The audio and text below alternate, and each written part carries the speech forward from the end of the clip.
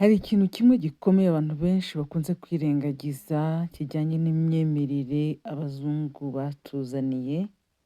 Abantu benshi bakumva yuko abazungu aribo batumye tumenya Imana y'ukuri, aribo batumye tumenya Yesu cyangwa Yezu, ariko burya aba bazungu ntabwo aribo bazanye Imana, kuko nta Mana bigeze bamenya ndetse na n'ubu abenshi ntayo bazi. Ikintu cyabaye ni ukwitwaza ijambo ry'Imana bakaritwaza nk'igikoresho cyo kugira ngo bagere ku nyungu zabo. Ibyanditswe byera iyo mbisoma, soma yuko Yesu, abandi bita Yezu, ari umwami w'amahoro, umwami w'urukundo. Ariko ibintu aba bantu bigishije bihabanye cyane n'ibyanditswe. Aba ni abantu batwigishije amacakubiri, ni abantu badutoje inzangano z'indengakamere zatumye tugera no kuri Jenoside yakorewe Abatutsi mu 1994. Ibi ni ibintu bibabaje cyane, ni amateka yacu, ni amateka ababaje, amateka akomeye twigiraho.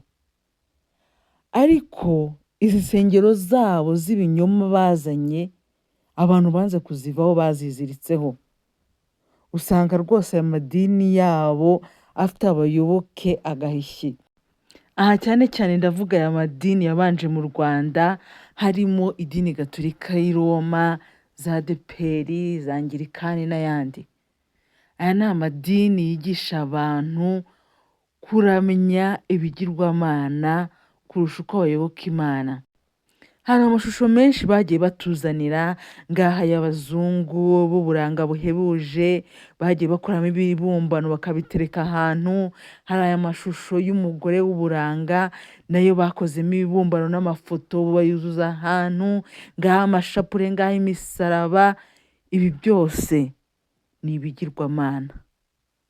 Ibi bitandukanye n'ibyo abenshi bagiye babwirwa n'ibyo bakuriyemo, ariko ni ibigirwamana. Ubyange ubyemere, niko kuri. Ubundi Imana y'ukuri ntabwo igaragara, ntabwo wabasha kuyikoraho, ntabwo wabasha kuyirebesha amaso y'umubiri, ndetse na Kristo ubwe ntabwo wabasha kumureba. Abantu bamubonye ni igihe yari akiri mu isi, atarabambwa ngo atange ashyingurwe ku munsi wa gatatu azuke. Ibyo ngibyo byabayeho kera cyane, abantu bamubonye nabo ubu ngubu ntibakinariho, ariko ubu yarazutse, ni muzima, yicaye iburyo bw'Imana Data nk'uko ibyanditswe byera bigaragaza. Ni uwo mwuka, ntabwo tumurebesha aya maso y'umubiri. Abo bazungu batwerekaho uburanga buhebuje rero ntabwo ari Kristo.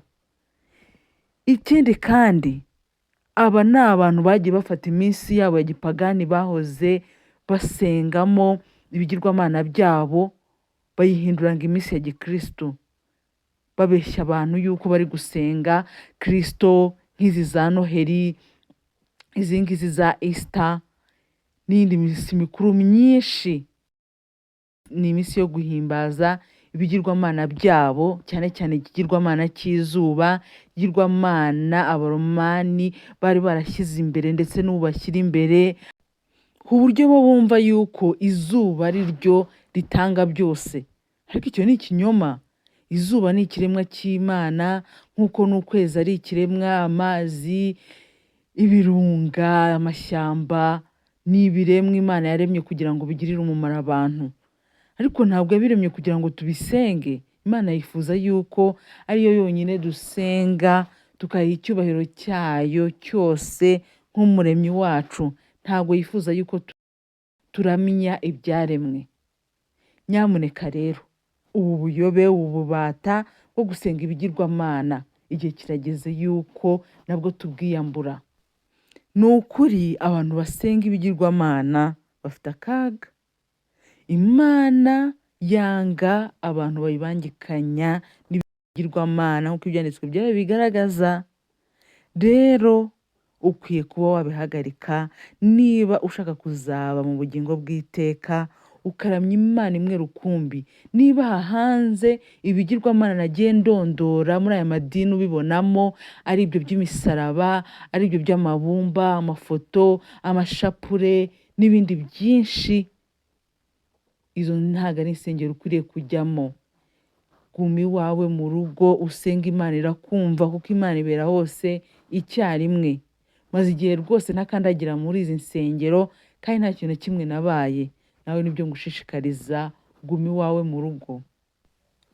Iyo ngiriye abantu inama yo gusengera mu rugo, bamwe bati ese ko Imana yavuze ngo ntimukirengagize guterana kwera, ubwo ngubwo nturi kutuyobya koko? Rero ntabwo rwose mba ndi kubayobya, kuko guterana kose ntabwo ari ukwera, ndetse ubu ngubu kubera yuko Satani yigaruriye isi inyuze mu baromani, amateraniro ari hanze aha ngaha ntabwo ari amateraniro yera. Ibyo nabihamya ijana ku ijana.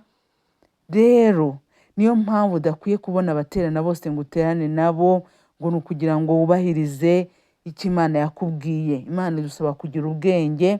Turi mu bihe Satani yigaruriye isi nk'uko tubisoma mu Byahishuwe 17.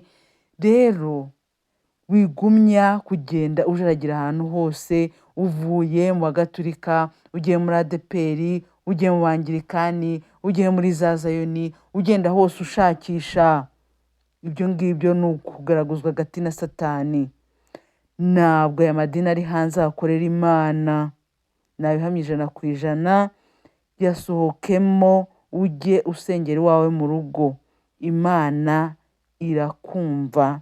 Imana ntabwo itererana abayikunda ndetse n'abayambaza mu kuri no mu mwuka, bagambirira gukiranuka, bagakora icyo yategetse kurusha kugendera ku mihango ya muntu abwirijwe na Satani. Reka nsoze nkwifuriza yuko Imana yakohereza umwuka wayo wera akagusobanurira n'ibirenze ibyo nakubwiye. Reka mbashimire kuba mwanteze amatwi kugeza kuri uyu munota. Naho ubutaha. Mwari kumwe nanjye Mimi.